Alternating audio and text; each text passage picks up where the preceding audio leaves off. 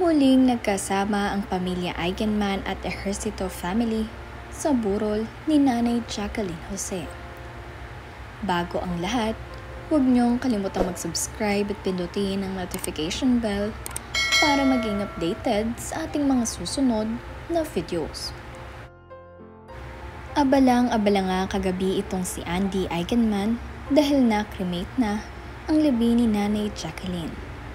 At ibinurol na nga rin nila ito, kaya naman marami na ang nagsisipuntahan. Nandirito nga kagabi sina Lolo Eddie Mesa at si Lola Rosemary Hill. Kumpleto nga rin ang mga Eigenman upang damayan itong si Andy Eigenman, gayon nga din ang pamilya ni Jake Ejercito. Nandirito nga rin kagabi itong si Lola Laarni Enriquez. At kasama nga niya ang kapatid ni Jake Ejercito na si Jerica.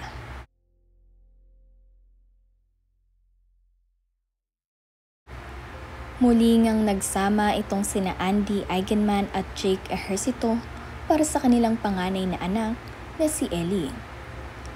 Labis kasi itong nasaktan at nalulungkot ngayon sa biglaang pagpanaw ni Nanay Jacqueline. Hindi nga kasi inaasahan ang biglang pagkawala nito dahil sila ay nasa Siargao, kaya naman nang mabalitaan nila ay dali-dalian silang pumunta dito sa Manila. Dumating na nga rin kagabi itong sina Michael De Mesa at Ryan Eigenman at itong si Gabby ang kasakasama nitong si Andy. Mula nga noong dumating sila sa Manila at pumunta sa press conference ay sila na ang kasama nitong si Andy Eigenman at ni Ellie. Maging ang Assist Your Family nga ay nandirito din upang makiramay kay Andy Eigenman.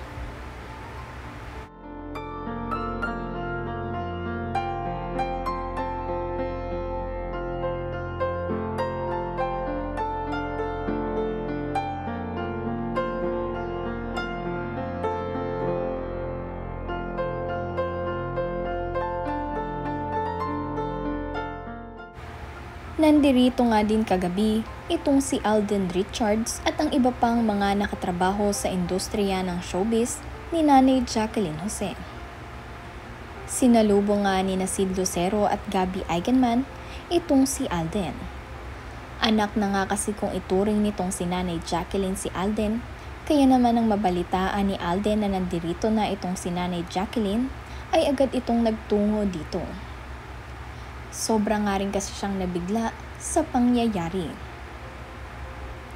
Nandirito nga din kagabi itong sina Sylvia Sanchez at ang iba pang mga nakatrabahong malalapit na naging kaibigan ni Nanay Jacqueline.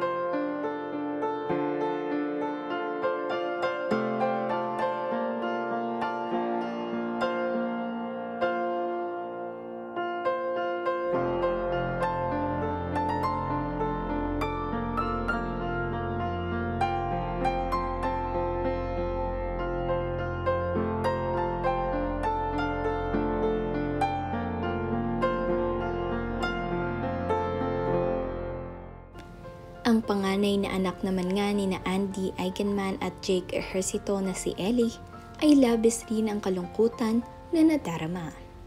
Kaya naman itong si Andy at si Jake ay nakagabi nga sa kanilang anak.